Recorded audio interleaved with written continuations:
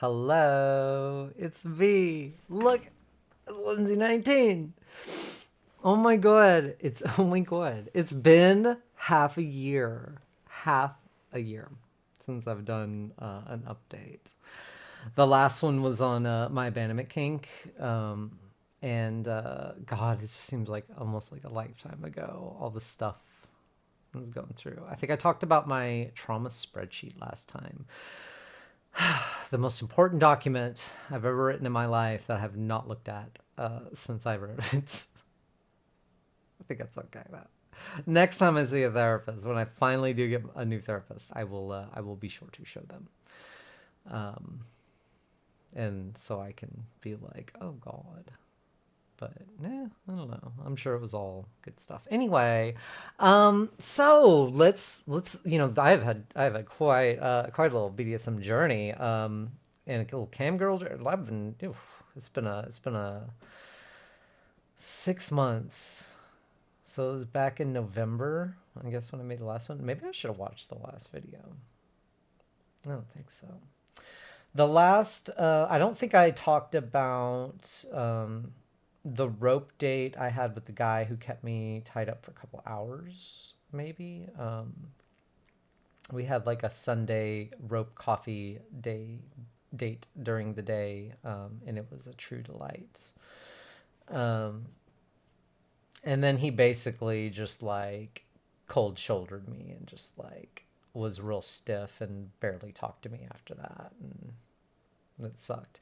But I felt like I saw it coming too. I felt like I saw it coming. Like I knew the writing was on the wall with this particular guy. Like I disappointed? Yes. Like, could I believe it? Yes. Was I still pissed? Yeah. Fuck yeah. I was very pissed. I was more pissed because like he continued to like send me these like generic like good morning texts like every day almost. And then like occasionally like he didn't talk to me for weeks after we did this thing, and then like I don't know, he would start to it's almost like I would be his flavor of the day sometimes, and he would start like sending me messages trying to poke at me, and I'd be like, I'm fucking sorry, what? No. But it's funny because I had a lot of pictures from that set, and I was like getting them like edited and processed, and I was processing because there was a lot to process. It was my first time being kept bound that long, I think, and there was something very relaxed about the atmosphere, and it was very, very important to me because it showed me one of the places I'm really looking for is that kind of relaxed coffee and bondage atmosphere of just like not so severe. We didn't scene necessarily. We didn't do any like scening. Like, I mean, the whole thing was a scene, obviously, but like, he messed around on his phone, and I struggled to do things here and there, but yeah, I mostly just enjoyed myself, and there was some closeness and cuddling and stuff, and just and he would go about his day in some ways, like he'd do a couple things that he needed to do while I was just tied up on the floor, and it was all great. Like it was a good like daytime thing, but like I had a feeling like it was gonna be a one-time thing, but yeah, as I was processing all the photos, like, and there was a lot in those. There was a lot of photos. First of all, there was a lot. There was a lot that I wanted to edit and show, and like, it was important to me. And as I did it, I posted them out like slowly, kind of like telling the story as I did, and I would post like a couple like every day or something for like, or every couple of days or something. Like I eked them out, over like a week and a half. But as I was doing that, I was also posting photos of me doing something. And it's so funny when I look back on this, because it's like I didn't notice it until I was like scrolling my profile. I was scrolling my thing, looking at all the photos that I've chosen to post, is like kind of showing my like journeys, like timeline and stuff. And like as I'm posting those photos of him and I'm also posting photos of me like steady advancing on rope. Like, because that was one thing that attracted me to him, is that we both tie on ourselves. And there was some, like, I didn't want just him as like maybe like a rope top, but also like a rope mentor. Like, he's somebody who seemed to know a lot about rope, and I wanted to kind of be the same way. He's just somebody who would tie on himself a lot, and I just was like, I want to be somebody who ties on myself a lot. Um, you know, uh, but anyway, I basically, you can see the progression in that week real fast. That I went from like some decorative self ties to restrictive self ties, and I started working my hands into them, and that was like the key moment for me. Was like, it was like the splitting of the atom. Was like, and the thing, it's a prisoner's cuff, is all it is. Like, if you look up a tutorial for a rope prisoner's cuff, it's very simple and basic. But I double it up, or you can even like quadruple the strands to make it thicker, so you can like really like be supported by it. But you can make a prisoner's cuff for yourself, and then lock it up. Once you put your hands in, you can wiggle, or not wiggle, but you can work it and pull the thing through the like, I've made photos, like, even just showing how I'm doing it, because I didn't want people to be concerned that I was like unsafely like doing my hands into ties and not know what I was doing. But like, you can lock it up, and then you're tied and restricted, and you can pull and it won't move. Like, you're in. But then, like, you can pick at it free with your fingers. Like, that's the idea, is that it's solid, it's locked, but once you start picking at it, it's real easy for that lock to come out, and then you just pull your wrists, and the whole thing, and you're out, you're free. So it's a pretty quick release thing, unless you're weird about how you're choosing to lock it up, or if you're using rope that's too long and you have all this excess, and that can be a kind of, you'd be like, what the fuck? And I always do it with shears and everything. But like, I knew how to do that before. I feel like a long time ago, I was aware of it. And I don't know why, like, it didn't like enter my, like my dance card or whatever until just suddenly. But like, I think, but yeah, it was like I had to is and as soon as I figured out the hands, and I even wrote in the caption when I posted it, I was like, I just planted the seeds of self hog tie. And it was like the next day. I mean, it was not long after that I know, it's like I already knew I could do it, because I'd already hog tied myself from a chest harness to my ankles. So I knew that if I just did my hands into it, then I would have 100% self hog tie. Like, I knew I could do it. I don't know why. Maybe but before, I didn't need to do it until like I was processing those photos, posting them, and then like I knew he would just stop talking to me, and I would never have that experience again. Or if I did want that experience again, he would like, be able to leverage it or something, or like, I didn't want him to have all the power. It was just like, he would get to choose when we talk. He would get to choose when we played. Like, that's all garbage to me. And a lot of like, I don't know, had some of those experiences where dudes just kind of want to like pull you down off the shelf when they want you and put you back up there when they don't. And it's just so, but I wanted to make sure that I didn't need him if I wanted an hour-long hog tie. It's like, would I prefer to have another person? Sure. Am I going to jump through emotional abuse hoops to get it? No, I hope not. Close. Well, debatable. I don't know. But yeah, like, I just, yeah, I felt compelled to do it for some reason. And then the idea of being able to photograph my own hog ties, and like do like my own like bondage photography on a pretty girl, and I just happened to be the pretty girl. But it was just because I've always wanted to take like, and that's probably what why I wanted to get into rigging in the first place, is I wanted to do like artful, like elaborate shibari on people and take like very like fancy photographs. Like that was a long time goal of mine, even before I transitioned. Like that was a goal of mine. That was basically the only way I saw myself like getting into kink back in the old days, was like, talented rope top and photographer who can do the whole thing by themselves. And then when I was like, after I transitioned, I was like, you know what? Like, I bet people would like, I bet they would they'd like to see this body if I, photographed and tied it up. You know, and so there's a lot of like, in me photographing myself, it comes to that like self-topping thing, like which I do, which I proceeded to do essentially after, and like I've been self-collared for a while, and I have like some light rituals, but nothing like I think as intense as when I first hogtied myself, and that first experience was very intense, and I didn't take any pictures, I didn't have any video or anything like that. It was 100% for me.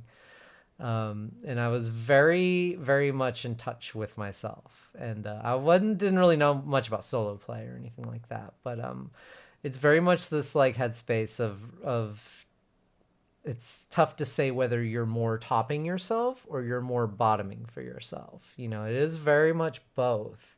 Like you're very much feeling the power of being the top, but you're also very much feeling that helplessness of like, this person is telling me what's what, like, and what's going to be. And I'm choosing to listen. You know what I mean? Like, I don't have to listen, but I am. There's very much a sense of that, especially in that first hog tie. And I'm not going to go into detail about what all happened. But I was very good for myself. And that kind of, and so, and keep in mind too, like I was just coming out of that hard situation where I bottomed for somebody that I was very close with, and it destroyed our relationship. And, I was not wanting to be submissive to anyone. Now, when I did the rope thing with that guy, like I didn't call him sir, like, I didn't call him like daddy or anything. Like there was no dynamic between us. It was just, hey, I kind of want to taste some rope for a good long while and sit in it. And he's like, well, I'd be more than happy to help you with that and take some pictures. Like it was much more of a chill vibe. And that's what I kind of began to look for after that. I began to focus more on just rope and rope bottoming, because to me that felt like a place where I could get my restriction needs met without having to engage in these really, really tricky relationships. Because that was essentially what had happened with that person that I bottomed for. It was like we had gotten very close for a couple months, and then we played once and the whole thing fell apart. And I was very keen on making sure that didn't happen again with anybody. And like I had to, feel like I needed to try to analyze up and down what happened, and what happened from my side, what happened from their side, like where did it go wrong, where did we, where could we maybe have steered differently to fix it. But it took a little bit for me to really mourn that relationship and move on. And looking back now and just even thinking about it, it was such a different version of myself who was in that thing. Much more insecure version of myself, much needier version, I would say. A more unfortunate version of myself. And then, I feel bad, but that's just how things are. But so I didn't do submission for a while after that. And I did about a month ago is when I did finally break that like cold streak and I did like a proper like submissive scene with somebody.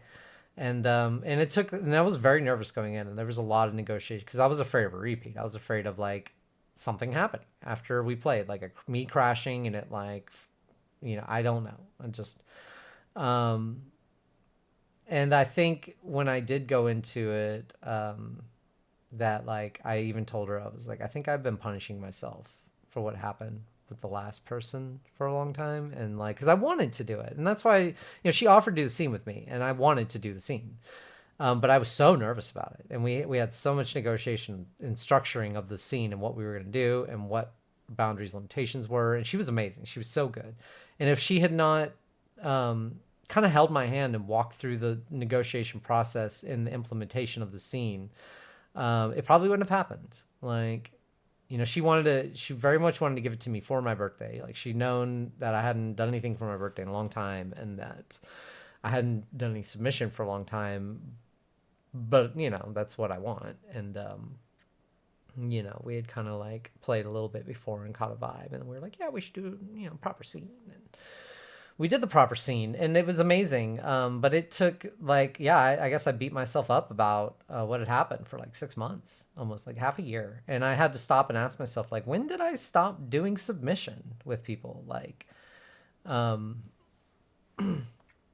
because like, and that was the other thing after the rope thing happened. I call it the rope bomb, because it changed so much. But like, I started rope topping people not long after I hogtied myself, like, is when I started to finally branch out into tying on other people and finding out what that's like. Because it's very different, especially when you're used to just tying on your own body, because you can feel every cord of rope you're putting on yourself, and you know what's off, what's not. As soon as you start, it's like when you sit on your hand and it becomes numb, and then you're like poking at it, and it feels like just like a piece of meat, like somebody else's like hand. That's what it's like tying on somebody else. It's like you can't feel any feedback, and you're just like, it's like a dead piece of meat. You're like, are you okay? And they're like, yeah, it's great. I'm like, okay. Like, keep going.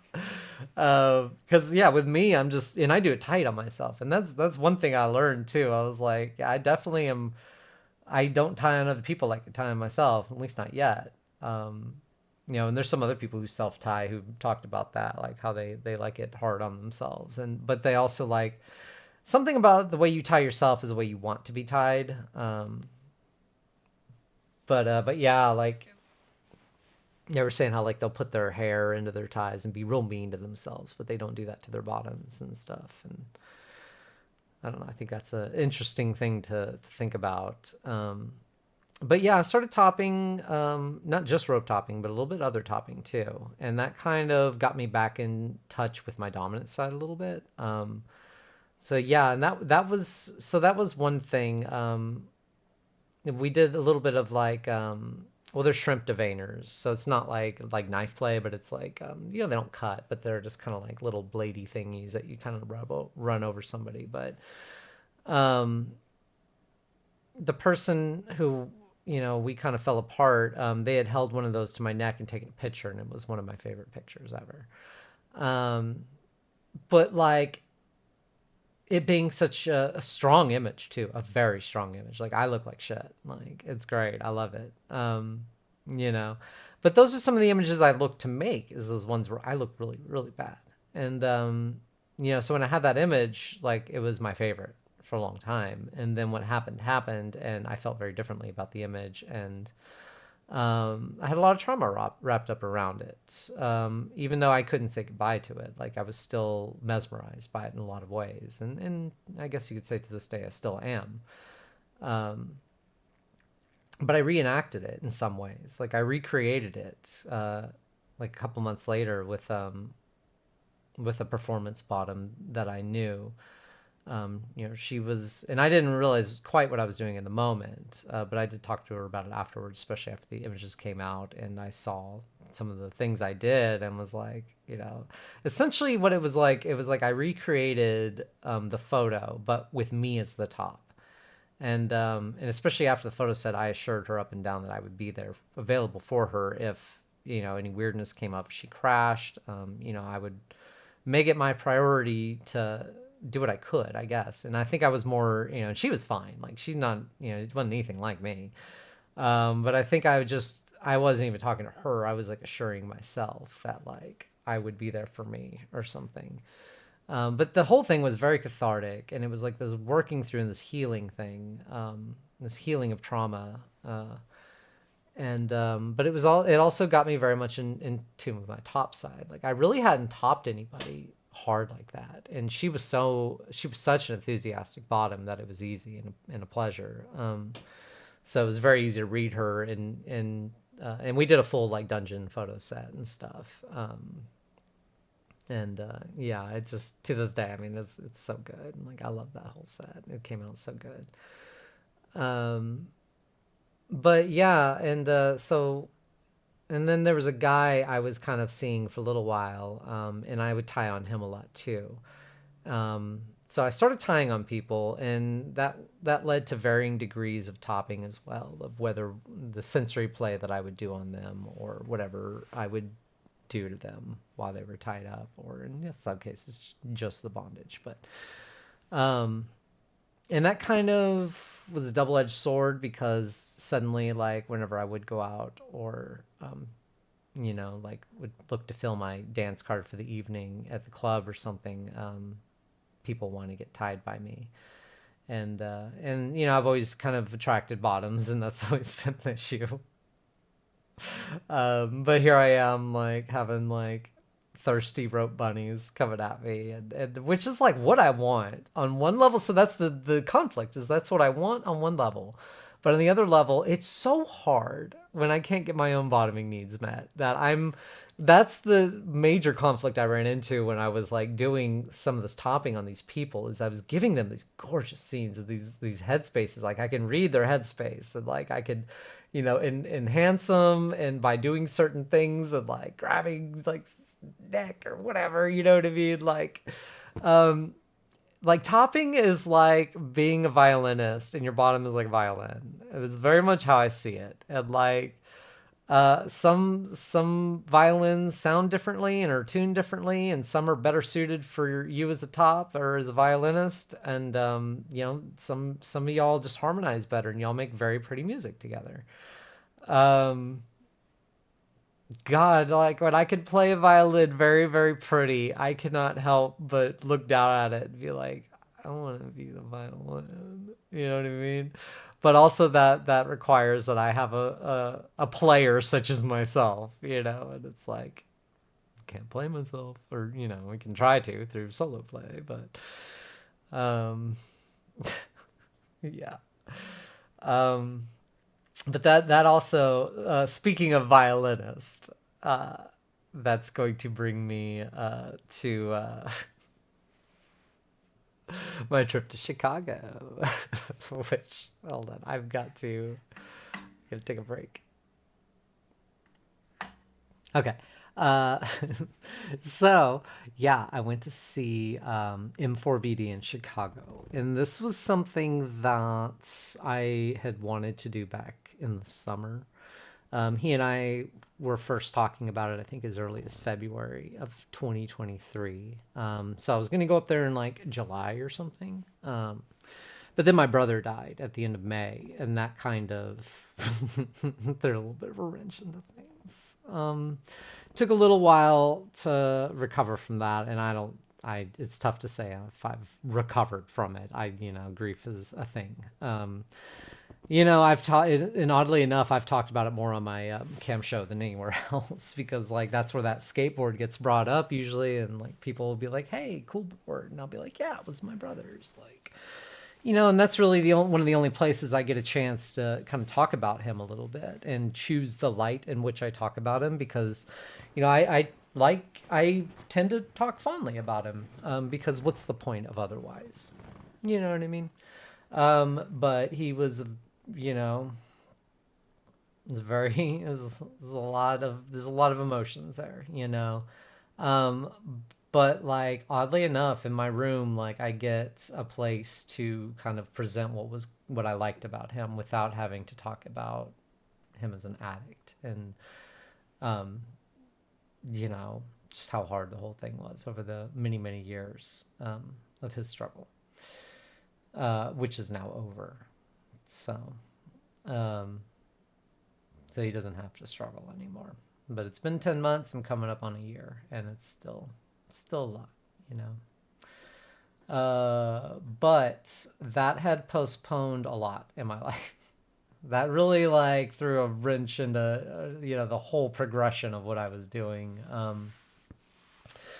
But yeah, eventually I got back to M4BD after a few months after May, and was like, hey, I want this to happen before the holidays. Like, can we lock in like some dates? And I also got with uh, Joey, who financed the trip, and made content with him. So it was like, so I did 3 jobs when I went to Chicago. I did wrestling, I did feet, and then the rope thing, which was really what I was there for. That was, and I got videos and pictures out of that, which of course, I gotta have pictures. But like, if it had been the kind of thing of like, well, you're not gonna get pictures. Oh, I still would have done it. I was not really like, I was there for the pictures, obviously, but I was not there for the pictures.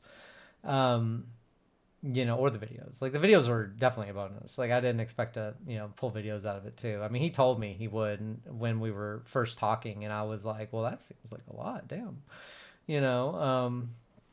But and it's funny too, like because we did severe rope bondage, and when you're in like that, he told me too. He's like, okay, I'm gonna get a 5-minute video, and it's gonna feel a lot longer than 5 minutes. And I was like, whatever, I don't care. Like, I'll leave you in here for however long. But then like you feel it, and you're like, 5 minutes is a long time. He's not lying. A couple of videos are only like 2 minutes. And it's like that. The whole thing. The whole experience, the rope experience with M4BD was pure bliss. And it was exactly what I wanted, what I hoped for, and it was this thing that affirmed to me that the thing that I'm looking for does exist. And I had this fear that if I got down to these spaces that I wouldn't find anything there for me, but I did. I found a lot down there for me, and it was so hard coming back. It was like, yeah, I mean, everything was numb for like 2 weeks. Like I don't even know if you'd really call it like a crash or a sub drop. I mean, it's just drop in general, um, but yeah, it was a very difficult readjustment. Especially, it was the way I best described it was like going on a trip, like a mushroom trip or something, and like finding the secrets to the universe, which I've kind of had that experience a long time ago, and then coming back to reality, and then not being able to share that experience with anybody else, and like the pictures don't hold a candle to what I felt in that moment. They don't explain how the rope feels. They don't explain the intensity of the moment. They don't explain the energy between he and I mean, that's what they do show in some way. But it's like that whole, almost like that Plato in the cave allegory about like, you're only seeing the light. That's all a photograph can capture is light. Like we try to, manipulate atmosphere as much as we can in our framing and our, posing and all that stuff. But you're only seeing what the photographer wants you to see too. And only, even what the person showing the pictures is going to allow you to see. There's so much more, and it's like that experience is only shared between he and I. And, he and I are the only two that know like what happened in that Airbnb for 8 hours. We did 14 ties. I would say like 5 of them were less intense, and the rest were very intense. None of them were easy. None of them were simple. I mean, some of them were like elegantly simple, like shibari simple. You know what I mean? Well, I don't know. I mean, like the first 3 exploratory ones. But even those are like strict and like challenging, I giggled my way through all 3 of the starter ones. That was so much fun. I had to assure him too I was not laughing at him. I was like, I'm so sorry, I cannot help it. I'm just so happy right now. Like it was so good. But he was doing the flexibility test on my arm, like when we first got down on the ground. Before we did our first tie, he took my arms with my shoulders and started like rotating my shoulders, and then kind of pulled my arms back, and then did another like rotation, got me more relaxed, and then did it again, and was like he was like, oh my god, like, oh geez, we're gonna have fun, I think is what he had said. And I was like, are we? Like, okay. I didn't know how flexible I was. Like, I guess I didn't. Like, I did not. I had no idea. He is somebody who bends people around for a living, and or not for a living, but as his main hobby. And he specifically asked for like he prefers willowy rope bottoms, as he put it in his bio, and I guess I am definitely willowy for him. He was able to do me in a reverse angel prayer position, which we got caught up and we never got a chance to do one next time. But knowing that I could do that was very interesting. Like he tested my body in ways that it had not been tested before.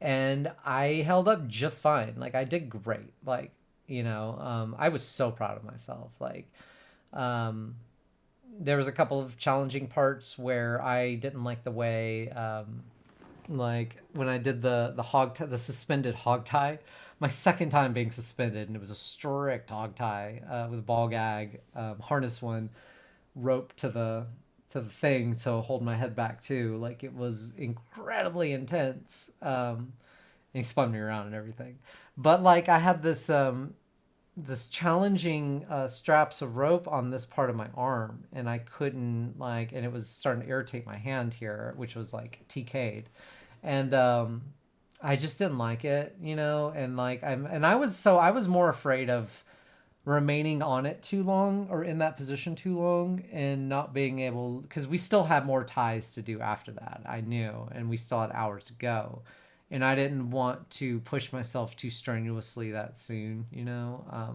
I'm still a fairly new rope bottom, so like that kind of like intense, I probably could have stayed up there longer, but calling it and being like, okay, I'm ready to come down. Because, after we did the pictures and everything, he offered me some time to enjoy it. And I was like, yeah, I think I'm ready. But I thought that was, I'm proud of myself for that. Like, I would have liked a video out of that thing. But I knew when it was time to come down. And yeah, and it was like a working thing too. Because I knew, I was like, I've got 3 hours left of tying. I don't want to miss out on those because I pushed myself. So there was, yeah, but that tying experience was unlike anything I had ever done in my life. That was one of the apex experiences of my entire life. Um, it was like skydiving. Like I should, and like and I had safety calls in place. Like I had friends who knew my address, knew where I was, and was like, between ties, I would usually text them and be like, "Oh my god," but just so they knew I was still good. But I told them, I was like, "Dude, if you don't hear from me in like an hour, hour and a half, you need to call, and then if I don't answer, you need to call again, and then you need to call again, and if you don't, you need to call the police and tell them to come check on me." Like I was very, tried to mitigate my risk where I could. Um, but I was helpless. He put me in several ties where it clearly inescapable. And I'm somebody who ties on myself all the time. I know when it's inescapable, and he did it up, and that's how I wanted it, and that's what I went there for, and like I knew his work, I trusted him, and I got to experience, I think, for the first time in my life, true helplessness and trust, um, like unlike anything I've ever known. My life being in this man's hands, and me being 100% comfortable with it and feeling good about that. That was an experience I've never had. Like that was wild. Um, and he worked fast, and he got me into these positions, and he got me out of them fast. And got in pictures, we got in, did our pictures, did our video, and then got me out. And like he told me it was gonna be fast before we started it, and I was like, oh, okay, whatever. But I see why. I see why now. It's because we're doing like the stunt work. Like he's putting me in this position that is incredibly challenging, not just physically but mentally. Like, and your mind goes to places when you're in these ties, because that's the thing too, is like they're done in sections. Usually you got your legs, you got your chest, you got your arms, you got whatever else is going on, And so if you've got something irritating you on your ankle or your, the shin or something, and you're like, partial suspension, tippy toe or something like that, you got to think like before you can get this pressure, this nagging thing off your shin that has been the one thing irritating you throughout this entire tie. Like was one thing on me, like, and it was like, it was, oof, but I know it's like my shin, and I'm like, I can take it. It's just a little semi-nawa. But like, oh, and you have to read the road ahead as the bottom because you're like, this is a lot of pressure, and that's just on the shin. Not to mention the TK, not to mention the ball gag, not to mention all this other stuff. That's just the shin. But if I want that pressure off that shin, especially if I'm at a point where I need to safe word, he's going to have to, in all reason, he's going to have to get me down. He's going to have to do this. And at some point, no amount of cutting rope is going to speed that process up. It could. It depends. It depends on the situation. But in a lot of those situations, like when the rigging is that like intense, part's gonna need to come apart in sections, and he can work fast, and that's what the working fast is for. But you need to be able to like call it in a way that you can still get through the untying process before you really truly need to come out. And yeah, like there's so much I learned about rope bottoming during that experience. And it's like the pictures that we like to post and show, they're a little dramatic. It's like we like to capture the eye, that the me looking like, pitiful looking eye and all that. But most of the pictures, and it's funny that most of the ones I didn't care to show, are me trying to look like a little brat and like sticking my tongue out and just being like, whatever, or like kind of like smiling through it. But like those just don't look as good as me looking like I'm in pain. And like that's what we like to show, but like that's not what the atmosphere is really like, or that's not what it was really like. It was more of like work in some ways, or like we're both like doing this really cool thing that we both know like we need to be like very intensely serious about, and also professional about, but also like we both enjoy it so much on a primitive level, on so many different levels, that we're like both turning gooey over this experience, and yet we both have to maintain positions in driver's seat, in separate driver seats in separate vehicles. Like he's driving uphill and I'm driving controlled downhill. Like, they both present different challenges. Like, like I'm a fucking a U-Haul truck going downhill, and he's a fucking semi going uphill, or well, I don't know, for him, maybe he's a hot rod going uphill, and his challenge is to not fucking get carried away. That's essentially both our challenges, yeah, don't get carried away, like maintain headspace, but maintain headspace. But yeah, like, I'd always wanted to see, I had to know what it was like to be the ones in the pictures. And now I've made some of the pictures. I made some of the videos, like the videos that I've always adored my entire life. I now have some. And I love that. I can't believe that for myself. And even though they are some of the most niche videos, and a lot of people don't really care to see it, but that's what's funny and tragic to me, is like BDSM content is so niche. And for everything I do, BDSM is typically like what the most whatever of it all. And so it's like I am creating the art that I want to see in the world. And of course, it's like the thing where it's like 7 people are like, fuck yeah. And the other 35,000 are like, hey, what about this? When are you going to do this other thing? And I'm like, oh yeah, we're going to do that. We'll get there. But let's do this first. They're like, yeah. Yeah, but talk about the most intense physical mental challenge of my entire life. And I did it, and I did it. That was the main thing, is I was so proud of myself because I did it. Like I built up, I got in the best shape of my life. I got down to 135. I haven't weighed myself in weeks. I'm like up to 155 right now. Like I'm 20 pounds heavier than I was 4 months ago. Like girl chunked up a little bit. But I got in the best shape of my life for that thing. And when I go back, because he made it clear throughout the whole thing, he will have me back, and we will do this again. When I go back, like it'll be another thing of me taking like the time between the trip and then in the present to get in the best shape ever again. And that'll be good for me like weight cycling and stuff. So, but I'm gonna work my arm flexibility a lot more because I mostly just did legs. Um,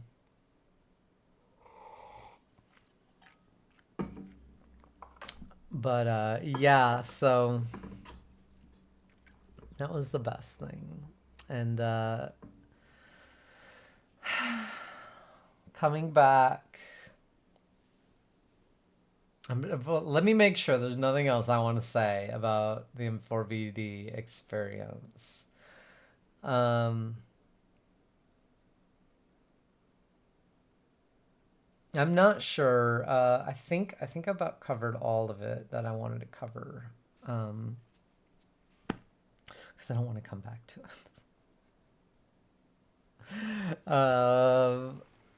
I think of it like in sagas, like it's like the Boo saga, the Frieza saga, like this, because that was a whole saga for the longest time. I think it was from like June until it happened in November that I was like that, or maybe it was like July, but it was like that's when I was like keyed in on it, and I had the dates, and I was like knew it was coming, and it was what I put so much energy into for so long. And then I went and I crushed it, you know, and I did the other jobs too, and those turned out really good. And I navigated all these different people, and my boundaries were all held up and in check the entire time, and it was great. And and honestly, like, yeah, when I got on the plane and came back, I was like, I couldn't have imagined this going any better than it did.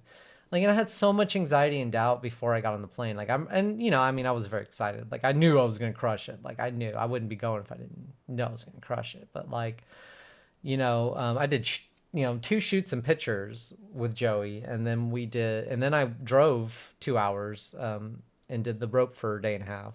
Then I came back and did two more shoots with Joey, and then more pictures, and then I did the wrestling.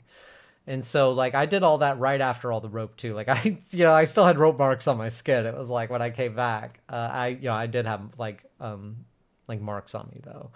Oh, yes.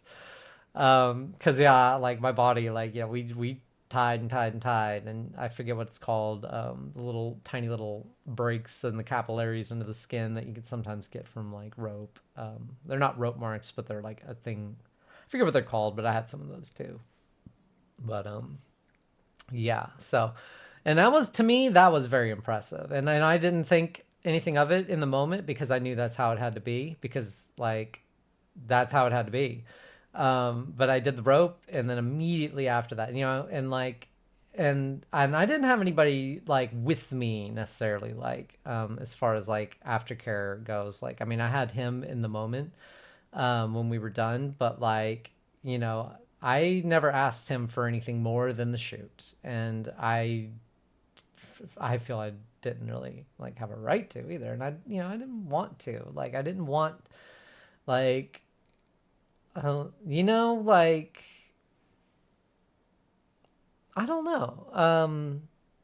And I knew I was going to be like alone afterwards, which, I mean, I had like people, here and there, but like, um, I didn't know what it was going to be like, I guess, after it was all done and I was alone. Like he aftercared me in the immediacy. But like, I didn't really have anybody available to me to aftercare me afterwards. Like, I kind of had the dude I was sort of like dating that eventually turned into the situationship, but he wasn't very receptive to my experience. Like, he didn't really want to talk about it or anything like that. Like, in the immediacy of me having it and being like think I sent a video of me covered in rope marks. I was like, oh my god, I did it, I survived, and he was just like, cool, playing video games. It's like, oh, okay. I was kind of hoping we could maybe do a phone call or something. It's okay. I'll be here. Um, like, I've struggled with relationships of any kind, but But yeah, I was alone immediately after that intense bottoming experience, which I am a known sub crasher too. So this was something that I was like immediately after he left too, and like I was like getting food and like felt the tone like shift of like it's over. I was like, oh god, are you gonna be okay? Are you gonna be okay? I was like, oh geez, oh geez. Um, but yeah, I went back and did the other shoots and I fucking crushed them, you know, like I nailed them and like I wasn't even in a space, like I was just so jazzed up, I guess, just from what I had just done. Like I hadn't come down yet, but like I said, I had like 2 weeks where I was just numb to everything. Like, you know, I felt like nobody was ever gonna tie me up anything close to how he did, and um, nobody would understand what I got from it. Nobody would understand what a big deal it was to me. Like, and I would just have to live with that. You know, I figured that was, you know, like again, like a solo trip experience that you can't convey to anybody else. And that was very hard.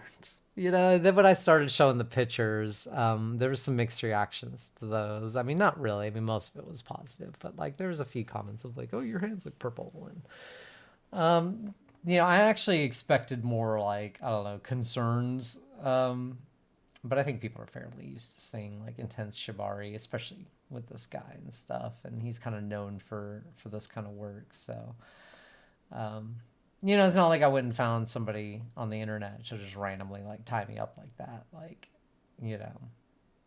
Um, but I think being confronted with the sight of those images too, and just being aware of the edge play factor and what I was doing and how dangerous it um, was a little bit of a shock to me too. And like those pictures themselves, especially the one of me hogtied, suspended, with the full, where the long one, the vertical one that shows the full rig, that is to me like the most shocking image. Especially when I saw it, I couldn't believe it was me. Like, because I had no idea what it looked like when I was up like that. You know, like in a lot of these ties, like a lot of them, like, and a lot of them I could see. The hog tie I could not see at all. I had not like I had no conception of what the pulley, because he used a pulley to like hoist me up too. And I had no idea what any of this looked like, you know, as I was being subjugated to it. And so when I was alone and I was flipping through the pictures and that one popped out, I was just shocked. It was like being conjoined with this contraption, like this tripod, you know, and like hogtied with all the rope and the pull. Like it was just like half person, half like, you know, object sort of a thing. And it was stunning to me. I could not believe my eyes, and I could not believe it was me. Um, you know, like with M4VD, I truly made art that I was proud of. You know, um, like in those videos. Oh my god! And like my only regret is that we couldn't get long. You know, I couldn't have gone longer, and we couldn't have got videos of more ties.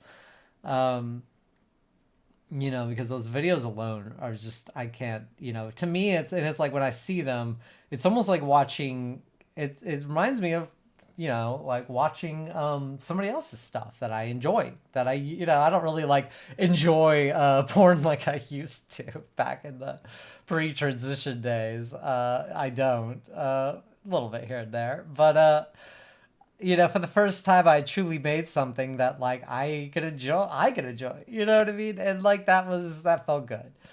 Um, you know, and even though not a lot of people were trying to consume it, I felt like this is what Lindsay 19 was about. This is what I had set out to do, was make this kind of content, and now I had done it. Um, yeah, and so I came back and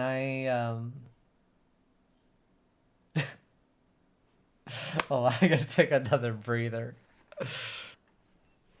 Okay, so I got back from Chicago, and I basically laid on the floor for like 2 weeks.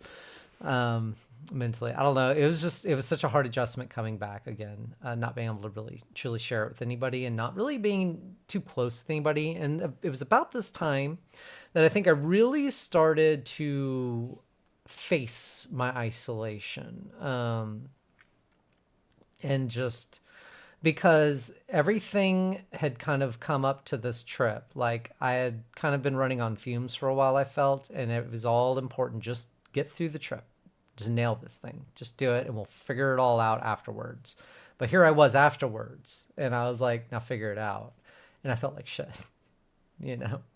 Um, so I didn't know what to do. And it was like, I knew that taking trips out of town to play every other weekend, like I've been doing, it was costing me, not just financially, but emotionally. And, I wasn't working those weekends. And then I was coming back from those trips and I was needing days to recover sometimes, depending on what I had done. And we're talking emotional drops and then swings, me constantly feeling abandoned because literally the people don't live here with me. And like, sure. And, usually like, digital availability was an issue too, which luckily, and the guy I was kind of dating or whatever, like, that was one thing that was good about him, is occasionally when he was like available, he was good about just kind of like sitting on a video call with me and playing video games with me and something and stuff. But now I don't have that anymore. That's another story. But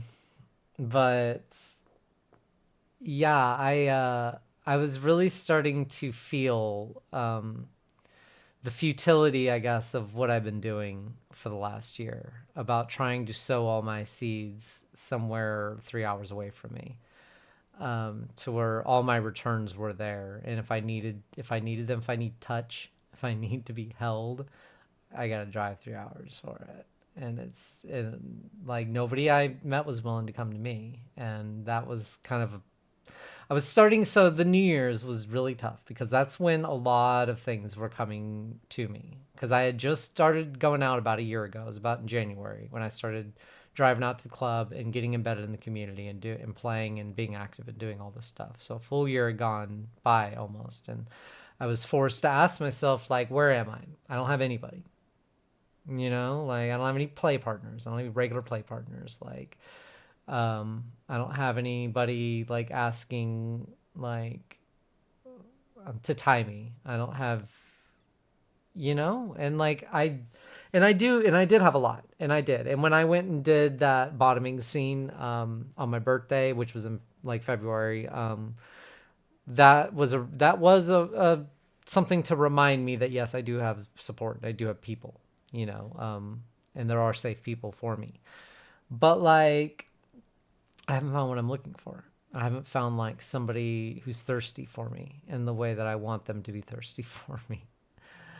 Somebody who just wants to tie me up and like wants to share what that means to me with them. And like, I want somebody who's there for their own reasons too, like who's getting something out of it for them, and it's not like a service being rendered to me, like and like I'm not like I'm polyamorous, like again, it doesn't have to be like it doesn't have to be a monogamous thing, but I tell you what, if I found it and it was like that good, like I would probably go monogamous for it, because like it's that important to me. And like, and I, I bitch and I talk about how I need to get my, it'd be easier to get different needs met in different places. Probably true. But if I could get like at least some of those, like, like basic ones somewhere, like, and that was like the stipulation. Like, I feel like I'm at a point now where I want it that bad, but that's not good either. It's like desperation where I'm like, willing to like relax boundaries, because I had considered monogamy to be like a limit, and I think I still kind of do. Like, I don't think I could do, I don't know. I feel like I would be upset most of the time.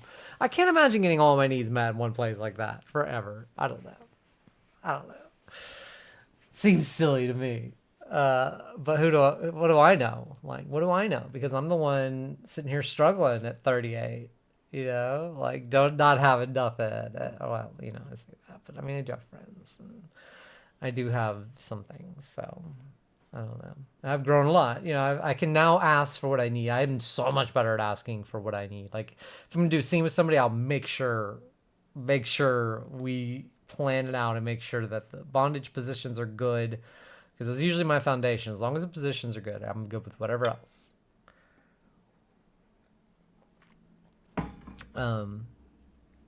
Yeah, so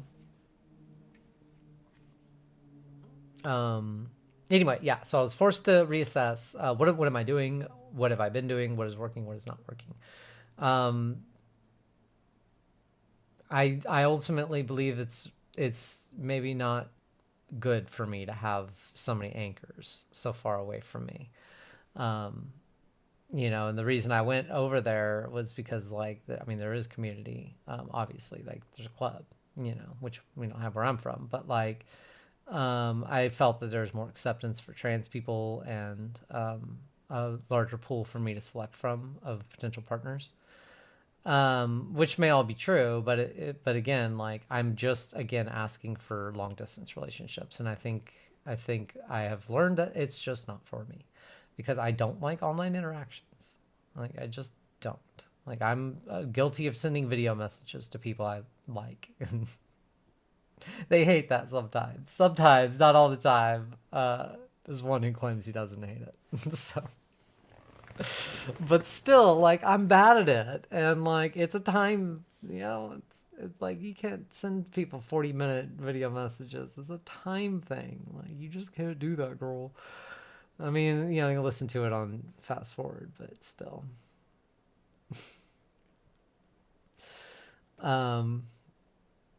Yeah, and I've had trouble finding, like, people who make time for me, and I feel like I'm always willing to make time for people. It's just hard for them to make time for me too. And like, that's nobody's fault. I get it. We're all adults. Some of us have more free time than others. Some of us don't know what they're doing with their free time. I don't even know what I'm doing with my free time anymore. My work-life balance is so fucked up. Like, I don't know if I'm working half the time. I don't know if I'm enjoying myself half the time. I do shit like play video games on cam. And so now I'm like, but that's something I enjoy doing in my leisure time. So now it's like, if I'm doing this thing that I do and I'm relaxing, if I want to do it to relax, and I'm like, well, I should be on cam. And then if I'm on cam, I'm like, well, I'm also working. But then it's like, then I'll be like, well, my job is easy. Like, I mostly just sit there. But like, I don't have a clear separation half the time. When I take pictures, I don't, like, sometimes I'm like, it's for me. And then sometimes like, well, it's work. And then other times I'm like, it's self-care. Like, 'cause it makes me feel good when I have finished photos that I love. And so it's like, I don't, but it's also like a job. It's also what I do for work. So it's like, I don't know what I'm doing half the time.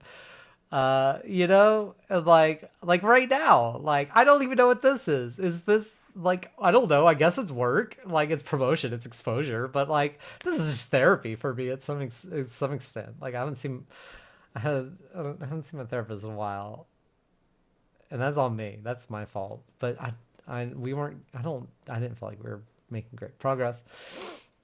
I need to get a new one, but I'm on a waiting list for one, and I don't want to get off this waiting list. I feel happy about getting a free one through one of the sites I work through. But like, yeah, but even now, like, well, and it's been 6 months. I need to do an update. I needed to do an update. For real. Um, but yeah, no, but I wanted to try to encapsulate as best I could the journey so far, and also, like, I think I'm ready to interview other trans people. Like, I know I started this whole thing out being like, it's, we're TGB, we're gonna interview kinky trans people, and then it's just me, and but that's why I wanted to take the time to be just me and flop. I didn't want to necessarily flop back and forth between solo and duo or whatever in interviews, but I probably will.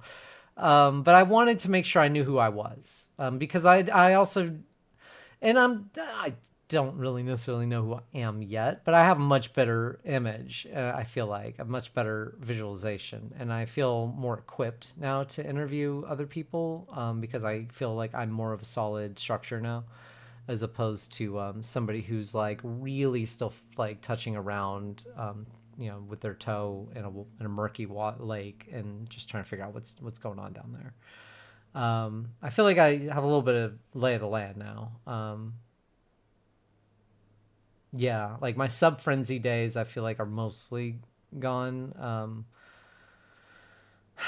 I am still not a happy sub. So hard. It's so hard. And it's hurts so bad. And some days it hurts worse than others. Um, but the self tying, the self tying carried me for a little while. And it was something I felt I could fall back on when I needed bondage. I could give it to myself. And I don't know why, like leather cuffs and chains and all that, and like some people do like all the like self-timed locks and all that stuff, but like I don't know why that stuff just does not appeal to me. It doesn't call out to me. There's something about the rope and especially doing it to myself, and I think it has to do with the rope high I get whenever I tie, and that goes into it too. But also like the organic feel of the rope, and like the skill is in the rope. Like it's like you can feel yourself in the ties, and the severity or whatever, like it's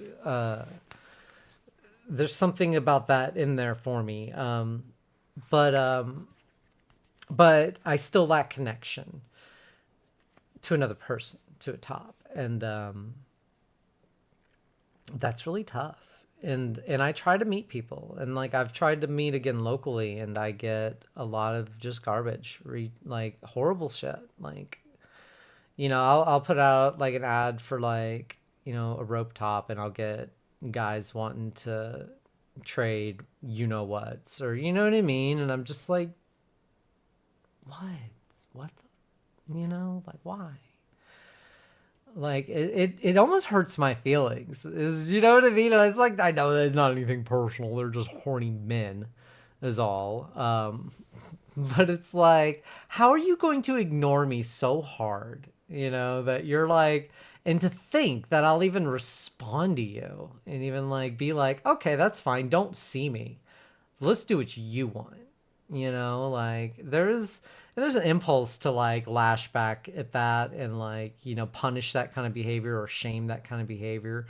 But what's the point? You know what I mean? Like I work with men who push boundaries all day for a living. That's essentially what I do. So I'm a boundaries queen by trade. And as long as those walls stay up, guys stay wanting in, and that's what makes money. As weird as it is, like that's what it is that I do. Is I erect boundaries for guys to throw themselves against, and every time they slam against those walls, money comes out. And at the end of the day, I just go down there and pick it all up. Now, as long as I keep those walls up, the money keeps showing up down there. But it's like as soon as those walls get relaxed, they start getting in, and then the ship sinks. But like, there's and I mean, and but I don't know what the path forward is for me. Like I don't know. Like, and I have a sunk over this last couple of days because I just like I see the next like 3 weeks ahead of me, and I'm just like I got nothing. There's nothing going to happen. Like, won't get tied up.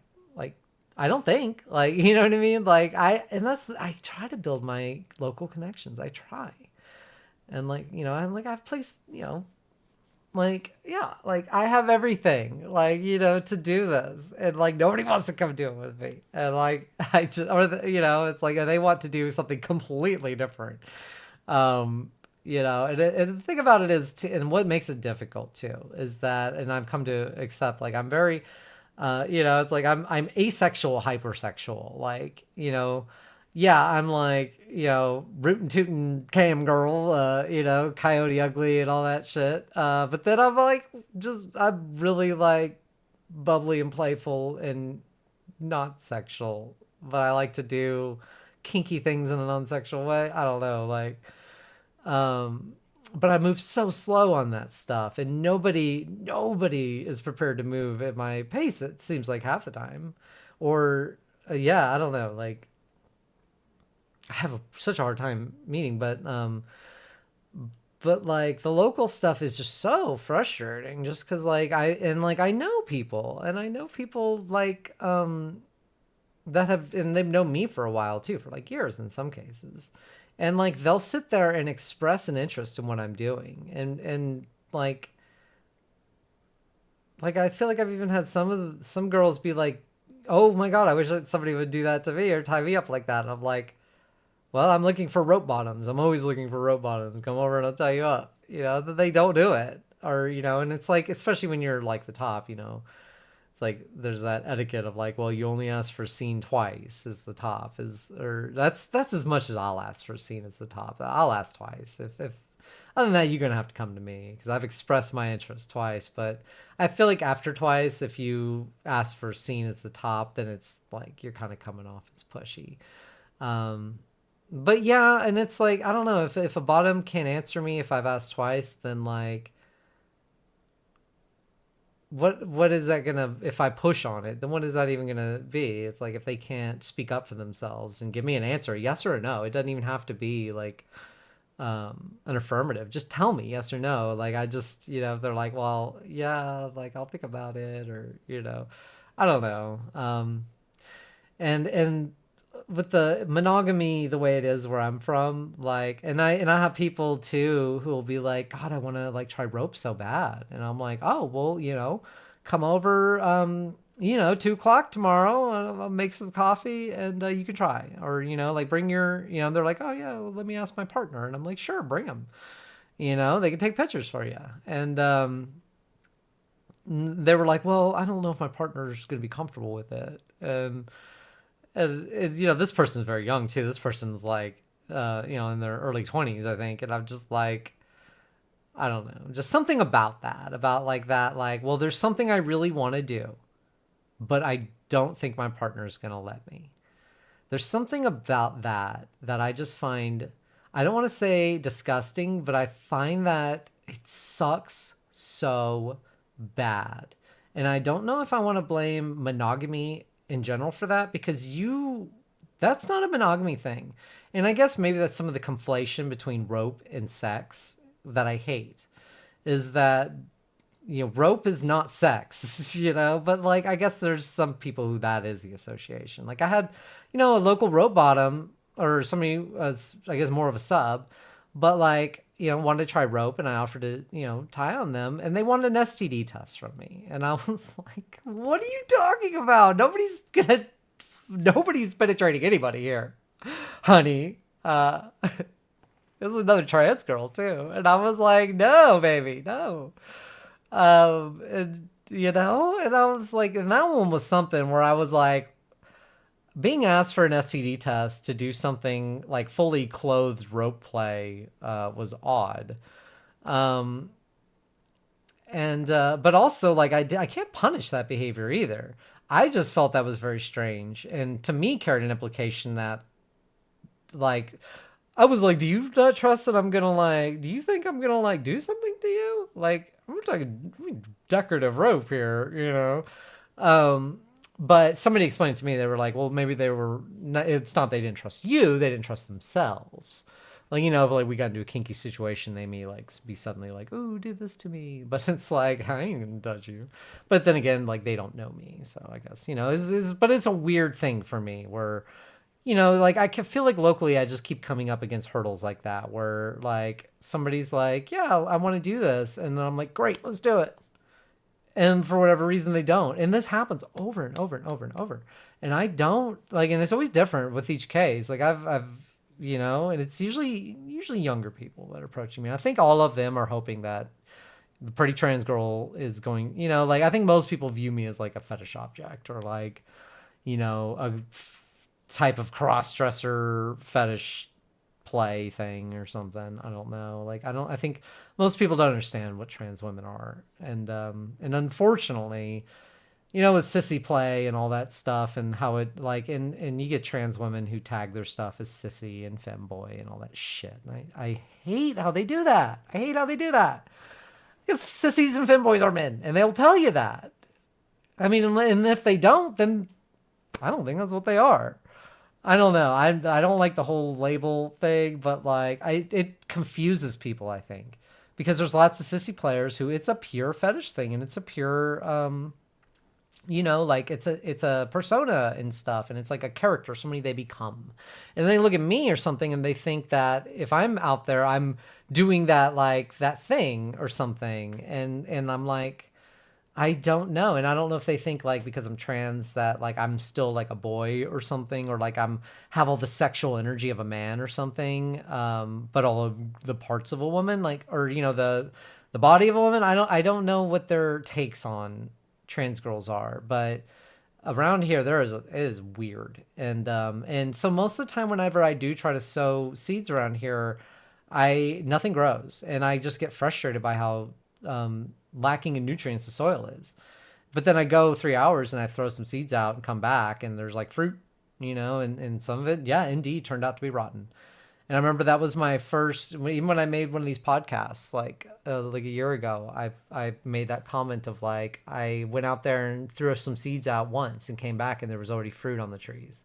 But I didn't know if the fruit would be rotten. And sure enough, like the first fruit I ate out there turned out to be very, very rotten. Um, yes. Uh, Very rotten indeed. That, yeah.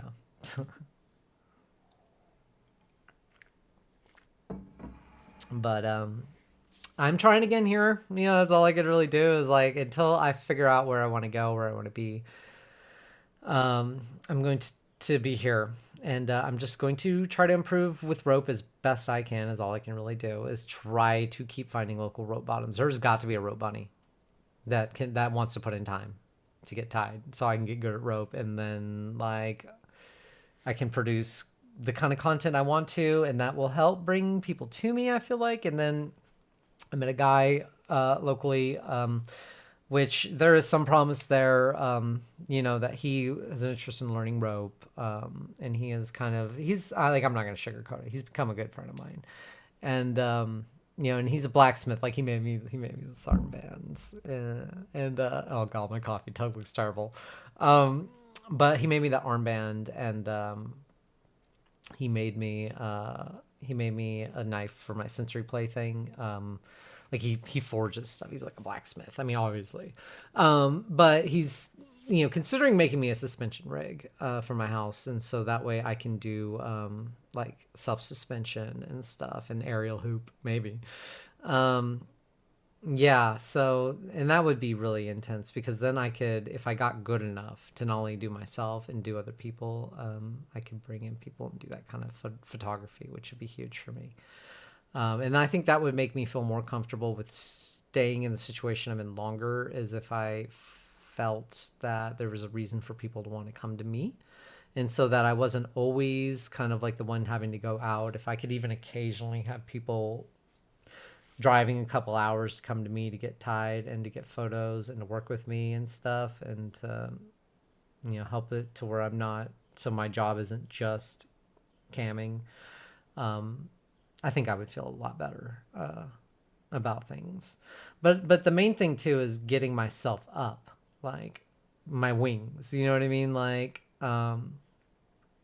yeah, and like if this guy, if he can build me this thing, if he chooses to, if he wants to, I'll have my wings. Like I'll be able to fly. You know what I mean? Like that's been a goal of mine for so long, because like I'm getting good enough to with rope to where I just need a hard point in the ceiling and I can go up easy.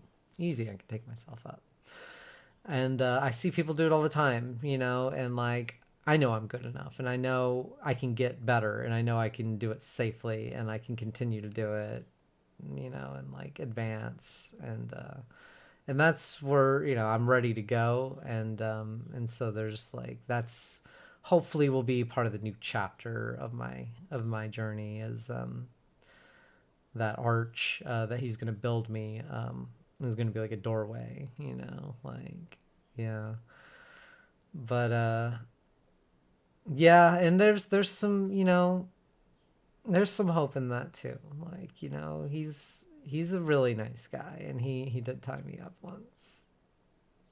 It was great. And you know what? He actually offered, and he came by several days later, and he aftercared me. It's the first time anybody has ever come by and aftercared me after playing, like days after playing. And I remember expressing to him, and maybe that's why he offered twice before I would even let him do it. But like, because I felt I wasn't like crashing or dropping hard or anything. I was a little droppy. But like I felt so bad about like him coming over just to hold me for an hour. Like I was like, no, like that's terrible. I can't do that to him, especially if I'm like okay, I'm okay. It's fine. But he did it, and that was really nice too. And I think that was something that I need to judge more things by. Was by sorry, there's a little gnat we got it here. Fuck, there he is. Yeah, it's like he was willing to do that, and like I think that's a good like starting point for people is like, especially with the kind of play I want to do and the hard bottoming I want to do is like I need somebody who's willing to put in that aftercare time with me after the fact, even if I'm not crashing. Like somebody, and he kind of like expressed that he felt it was like, part of his duty as a top and everything. And I appreciated that because like I feel that. And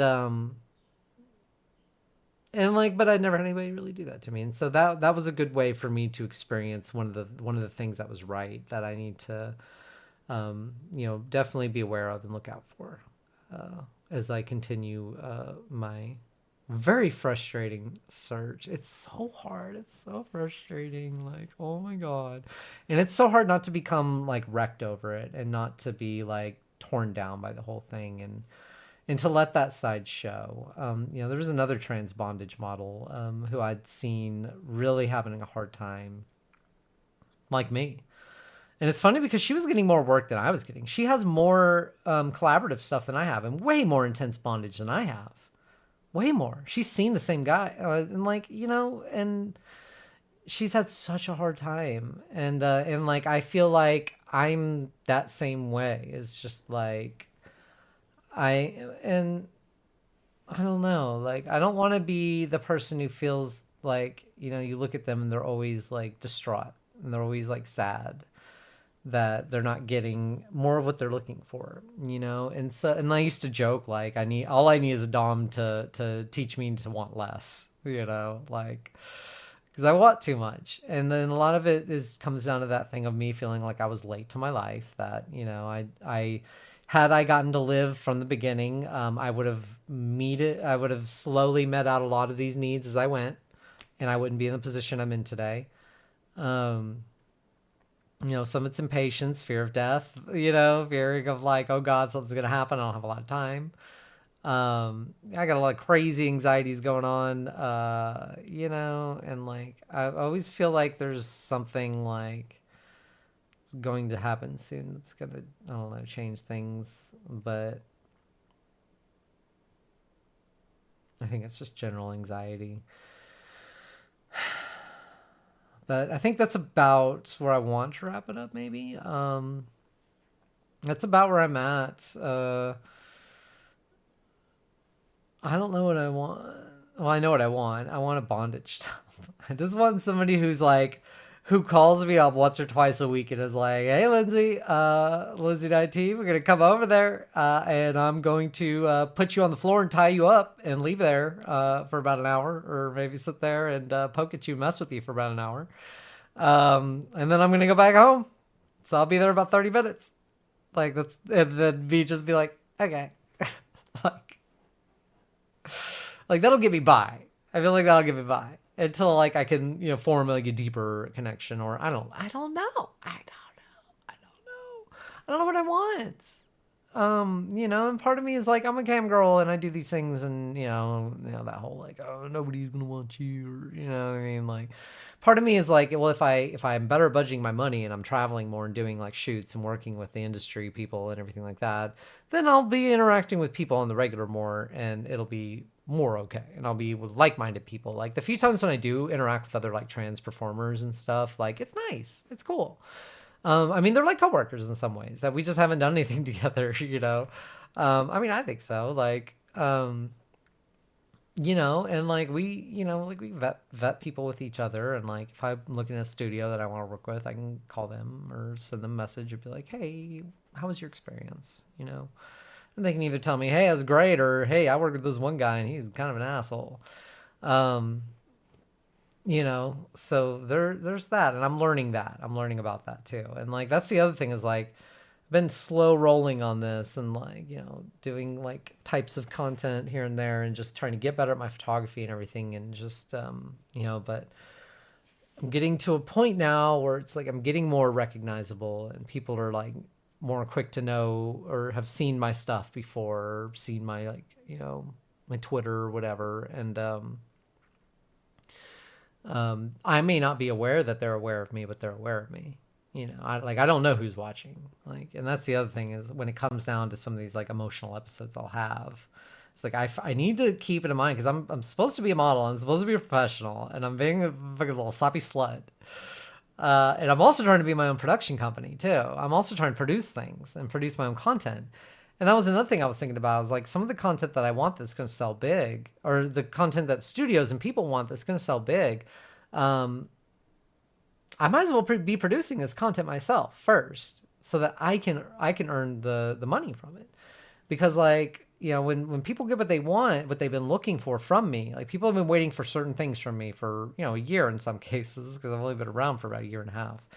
But like, there's certain people who tell me like, I want to see this. I want to see you do this. And, like I'm cool to do those things, but like eventually, but I'm getting to a point now where I'm like, well, if I start really branching out and doing studios, like they're going to get that content from me and they're going to own it and they're going to bank. One guy, got pretty close to getting, and like, yeah, like, so it's like I've been teasing as much as I can because I know it's like the longer I tease what the guys really want, the more, because I'm playing a long game, but I think I'm getting to a point where I'm starting to think I'm considering like I need to produce this stuff. I'm getting, and I got a brand new light. I got a brand new light there. I don't know why, dude. I spend money on things. I don't know why it took me so long to buy a brand new light. I've got these two lights that I've been doing all my photography with and stuff. They are not great. They are cheap. And this one's still cheap. It's like $85 for a single light. It's like a 5 bulb though. And these are both like singles, but this one, I hope, it's in the box in there. It's in a big box too. It's like a nuclear bomb. It's like, I really hope that this is a game changer for me. I've even got the set behind me to do photos after this. I really hope so. Because, I want to step up my production and that's enough, it's like, I'm not freaking out about modeling jobs because I am the photographer and I am the photographer and I can take pictures of myself. I don't need nobody. But like, I don't know why buying a new light has been something I put off and put off and put off. But I made the investment. It is there in the other room right now. And I need to go in there and put it together and do this. Yes. So I'm going to end the episode, and I'm going to really try to not make it 6 months before I post it again. I really, really, really want to start interviewing people. I think I'm ready. And okay. So if you watch my show, even if you've reached out to me before and we've talked before and we've like established contact before, if you would just go ahead and reach out to me again. Leave a comment on the video. Get at me on socials or whatever, dude. But like hit me up and be like, hey, I'm kinky, I'm trans. Like, I don't know if I want to make like hormones, like, or like a stipulation or anything. Like, I feel like hormones, I don't know. Like, I don't know. Like my trans experience includes hormones. So that's like kind of what I speak to. I don't know. I guess being a closeted trans girl not on estrogen is an experience. Yeah, so I don't know, so I don't really think hormones really matters, but yeah, if you're kinky or trans, go ahead and holler at me. And so the way we would do it would be like this, but I would be recording a call, and I would want video, and your video would be there on the side, and then we would just back and forth, and it would be great. It would be an awesome time, and I would try not to talk too much, because now I feel like we are established, and we know who I am, and we don't have to worry about like Lindsay 19 accidentally just fucking stole the show and started talking. You know, she does. But now it's like a lot of the stories I need to tell, I've already told. And like people have contacts for me if they've been following the show. And and if they watch an episode and they want more context, all they need to do is go listen to the first 7 or 8 episodes of this, and they'll know a little bit more about me. But I guess, yeah. So anyway, that's where I'm going to end things. If thank you all for being fans. If you've followed me from the beginning of this little podcast, thank you so much. That means so much to me. Like, occasionally I do get people reaching out and being like, "Hey, I watched your new episode," and I'm like, "You did?" Like, I don't know what happened with the algorithm on the video before this, but like it had like 3,000 views, and that was just shock to me, because usually these episodes don't get very much where they're posted, which is YouTube. But yeah.